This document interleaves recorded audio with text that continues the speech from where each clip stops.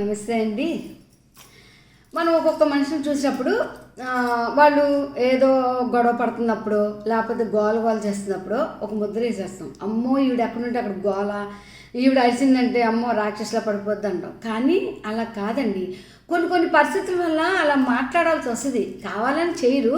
ఇప్పుడు ఉదాహరణకి ఇప్పుడు మనం ట్రైన్లో బయలుదేరినప్పుడు సీట్ ఉండదు. పక్కన నడితే ఎవరు అమ్మ సీట్ ఇవ్వమంటే ఎవరు జరగమ్మా అని చెప్పేసి గట్టిగా అరిస్తే కూర్చోడానికైనా ఇస్తారు. అలా పరిస్థితులు బట్టి మనం మారొచ్చు అంతే తప్ప ఇది ఇదే అని అనడానికి లేదు. ఇప్పుడు ఎందుకండి ఇప్పుడు కొన్ని పరిస్థితుల్లో మనం ఏం చేస్తాము అన్నదంటే, ఇప్పుడు బిగ్ బాస్ షో చూస్తాము. అందులో ఇమాన్యుయల్కి పాలు అంటేనే ఇష్టం ఉండదంట, అసలు పాలే తాగడంట. అలాంటిది అక్కడ ఫుడ్ తినలేక పాలు తాగుదామని చెప్పేసి పాలు తాగడం, తర్వాత వాళ్ళు కొన్ని నామినేషన్లు అప్పుడు అరిచేసుకుంటూ ఉంటారు. అది చేసుకొని పెద్దగా మాట్లాడేసి బయటకు వచ్చిన తర్వాత ఇంటర్వ్యూలు చేసినప్పుడు ఏంటి నేనా ఇలా మాట్లాడానా, నా క్యారెక్టర్ ఇది కాదే అంటారు. ఏంటంటే అక్కడ ఉన్న పరిస్థితులకి వాళ్ళు అలా అయిపోతారు.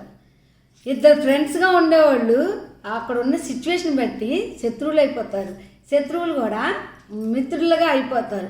అందుకని చెప్పి వీళ్ళు ఇదే అని మనం ఎప్పుడు ఎవరిని ముద్ర వేయకూడదు. ఎప్పుడు ఎవరు ఎలా మాట్లాడతారో ఎవరికి తెలియదు అని నాకు చెప్పాలనిపించిందండి. నేను చూశాను చాలామందిని, వాళ్ళు ఇలా మాట్లాడుతున్నారు, తర్వాత వాళ్ళ దగ్గర చూస్తే చాలా మంచోళ్ళు, అబ్బాయి వీళ్ళేంటి ఇలా అనుకున్నాను నేను అని అనుకునేలాగా ఉన్న మనుషులు కూడా ఉన్నారు.